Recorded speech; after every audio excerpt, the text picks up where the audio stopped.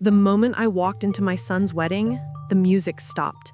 He froze, not because of me, but because of the man beside me. His real father. The man he'd never met. His real father. "Mom?" Michael's voice cracked across the silent church. "What are you doing here?"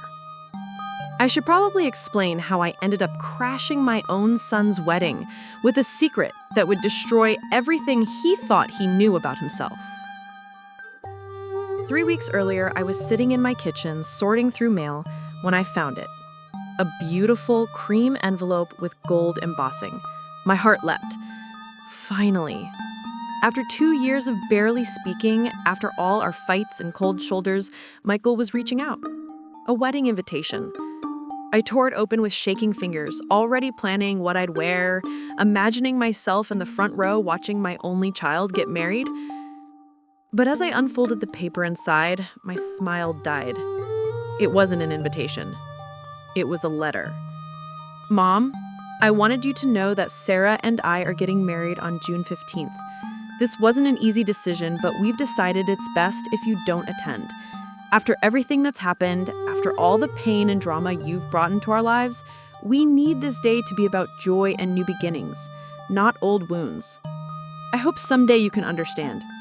Please respect our wishes, Michael." I read it 3 times before the words actually sunk in. My son, the baby I raised alone, sacrificed everything for, loved more than my own life, was banning me from his wedding. I called him immediately. No answer. I texted. Nothing. I even drove to his apartment, but Sarah answered the door with that fake sympathy smile I'd grown to hate. "Mrs. Chen, please. This is hard for Michael too, but he needs boundaries. You have to respect that." Boundaries. That's what she called it. As if 28 years of motherhood could be reduced to a therapy buzzword. You're probably wondering what terrible thing I did to deserve this. Was I an alcoholic? Abusive?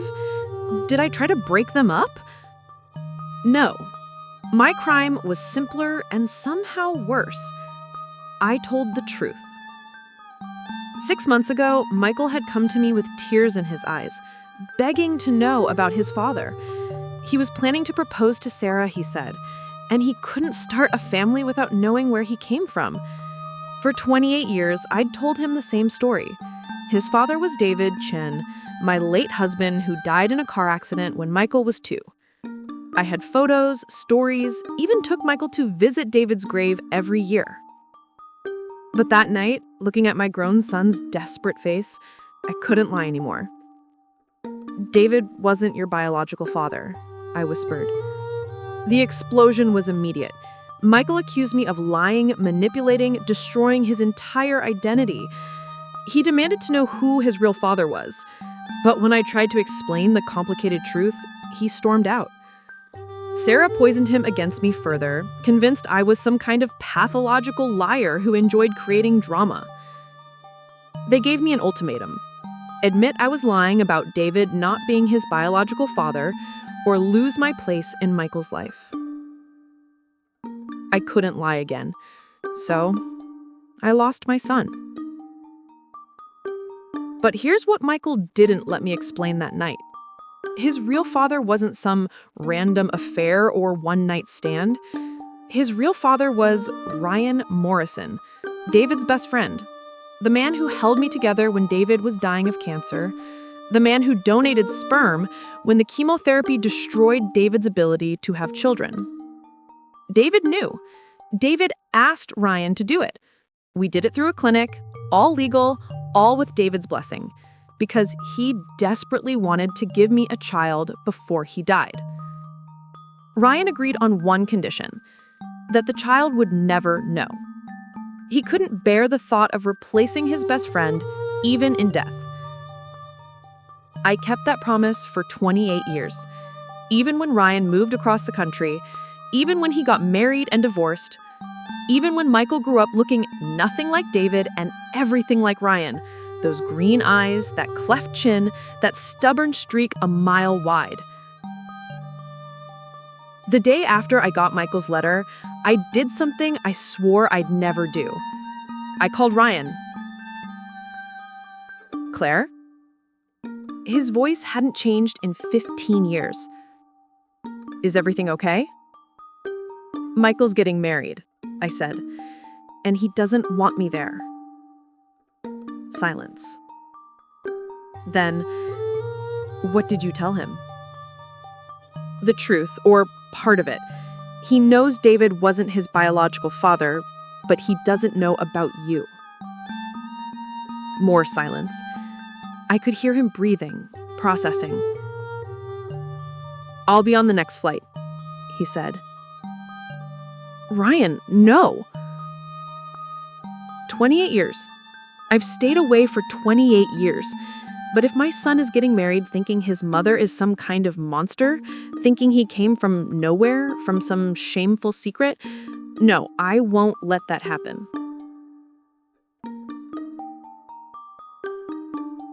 We met at a coffee shop the day before the wedding. Ryan looked older, but good. Silver at his temples, laugh lines that hadn't been there before. We didn't hug. We just sat across from each other, two people holding a secret that shaped both our lives. Does he look like me? Ryan asked quietly. I showed him a photo on my phone. Ryan's hand shook as he took it. My God, he whispered. He's perfect. He's also stubborn, righteous, and absolutely convinced I'm a toxic presence in his life. Showing up tomorrow could make everything worse. Ryan looked at me with those green eyes, Michael's eyes. Or he could make everything make sense. Claire, he deserves to know he came from love. Not just David's love for you, but my love for David.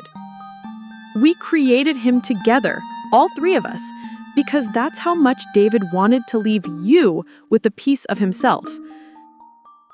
But David's gone. No, Ryan said firmly. David lives in how we raised Michael. You raised him, Claire, but you raised him the way David would have wanted.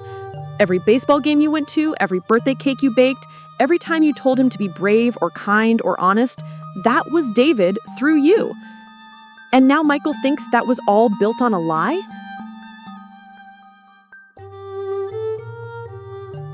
The church was only 5 miles from my house. I'd driven past it 100 times, imagining this day, but never like this. Ryan picked me up in his rental car, both of us dressed like we were going to a funeral instead of a wedding. You ready? He asked when we pulled into the parking lot. No, I said. You? I've been ready for 28 years, he said softly. I just didn't know it. We walked in during the vows. I knew it was cruel timing, but I also knew Michael well enough to know that if we'd come earlier, he would have had me removed. This way, in front of 200 guests, in front of Sarah's perfect family, he'd have to listen. The gasps echoed through the church. Sarah's father actually stood up, like he was going to physically block us. But Michael raised his hand, his eyes locked on Ryan. Who are you? He asked. Though I could see in his face, he already knew. Some part of him had always known. Ryan walked forward slowly, his voice carrying across the silent church. My name is Ryan Morrison. I was your father David's best friend. And 29 years ago, when cancer was stealing David's chance to be a father, I helped him make sure you could exist. Michael's face cycled through a dozen emotions: shock, anger, confusion, something that might have been relief. Sarah grabbed his arm, whispering urgently, but he shook her off, stepping away from the altar. You're my... He couldn't finish the sentence. I'm your biological father, Ryan said simply, but David Chen was your dad. He held your mother's hand through every doctor's appointment. He painted your nursery. He chose your name. The only reason he wasn't there to raise you is because God had other plans. But even dying, even knowing he'd never meet you, David made sure you'd exist. That's how much he loved your mother. That's how much he loved you. The church was so quiet you could hear people breathing. Michael turned to me, and for the first time in 6 months, I saw my little boy in his eyes, confused, hurt, but wanting so desperately to understand. "Why didn't you just tell me?" he whispered. "Because I promised 2 men I loved that I would let David be your father, completely. And for 28 years, that felt like the right thing to do. But when you needed the truth, when you were building your own family, I couldn't lie anymore, even though telling you cost me everything." Sarah stepped forward, her wedding dress rustling. "This is manipulation, showing up here, making a scene." But Michael held up his hand, silencing her. He walked slowly down the aisle towards us, towards Ryan, studying his face like he was looking in a mirror for the first time. "My eyes," Michael said quietly. "Mom always said I had David's eyes. But in every photo—" "You have my eyes," Ryan confirmed softly. "But you have David's heart. Your mother made sure of that."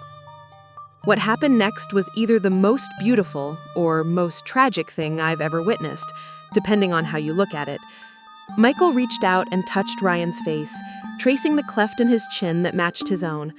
Then he turned to the congregation, to Sarah's horrified family, to his friends, to the minister standing frozen at the altar. "I need a minute. I just need a minute."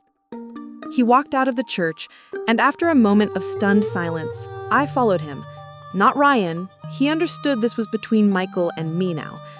I found my son sitting on the church steps, his head in his hands. 28 years of lies, he said without looking up. 28 years of love, I corrected gently, sitting beside him. Every memory you have of David being your dad, that was real. The bedtime stories I told you about him, real. The way he loved you before you were even born, that was the realest thing in the world. But he wasn't. Biology doesn't make a father, Michael. David chose you. He fought for you to exist. And Ryan gave up any claim to you because he loved David too much to replace him. You weren't born from a lie. You were born from the most complicated, beautiful truth I've ever known. That love finds a way, even when bodies fail, even when time runs out. Michael was quiet for a long time. Through the church windows, we could hear Sarah's father making some kind of announcement, probably trying to salvage the ceremony. Finally, Michael stood up, straightening his tuxedo. "I have to go back in there," he said. "I know. I'm still getting married." "I hope so. Sarah loves you, even if she doesn't understand our family." He paused at the church door, looking back at me. "Are you staying?" It was an invitation, complicated and fragile, but an invitation nonetheless. "Do you want me to?" Michael considered this, then said something that broke and healed my heart simultaneously. "I want my mom at my wedding. Both my fathers too, I guess. The one who made me and the one who would have raised me. Is that too much to ask?" "Never," I whispered. The ceremony resumed 20 minutes later. It was awkward, with half the guests whispering and Sarah's smile more forced than genuine, but it happened. Ryan and I sat in the back row, unwelcome but present, watching Michael marry a woman who might never forgive us for this day. During the father-son dance that wasn't supposed to happen, Michael walked to our table. He didn't say anything, just held out his hand to Ryan. They danced awkwardly, two strangers connected by blood and circumstance, while the photographer captured a moment no one had planned for. Then Michael came back and held his hand out to me. "David can't dance with me," he said quietly, "but you can dance for him." So I did. I danced with my son at his wedding, both of us crying, both of us holding on to something we'd almost lost forever. That was 6 months ago. Michael and Sarah are still married, though she still doesn't speak to me. Michael and Ryan have coffee once a month, carefully building something that isn't quite father-son, but isn't nothing either. And me? I'm back to being mom, though with more boundaries and conditions than before. Was I wrong to crash his wedding? To bring Ryan to shatter Michael's special day with a truth that could have waited? Maybe. But here's what I've learned. Family secrets are like cancer. They grow in darkness and silence until they consume everything. The truth might hurt, might destroy the life you've built, but at least it's real. At least it's yours. Michael called me last week. Sarah's pregnant. They want to name the baby David if it's a boy. Is that okay? He asked, like he needed my permission to honor the man who chose to be his father. It's perfect, I told him. David would have loved that. And somewhere in whatever comes after this life, I think David is smiling. We kept our promise as long as we could, but love, real love, refuses to stay buried. It demands to be known, to be witnessed, even if it means crashing a wedding to make itself heard. So I have to ask you, would you have done what I did? Would you have respected your child's wishes and stayed away, keeping the secret forever? Or would you have risked everything to make sure they knew the truth about where they came from? Drop your answer in the comments below, because after everything I've been through, I still don't know if I made the right choice. All I know is that I made the only choice I could live with. And sometimes, that has to be enough. If this story touched your heart or made you think about your own family's complicated truths, please hit that like button and share it with someone who needs to hear it. Because every family has secrets, but not every family survives them. We did, barely. And that's a miracle worth sharing.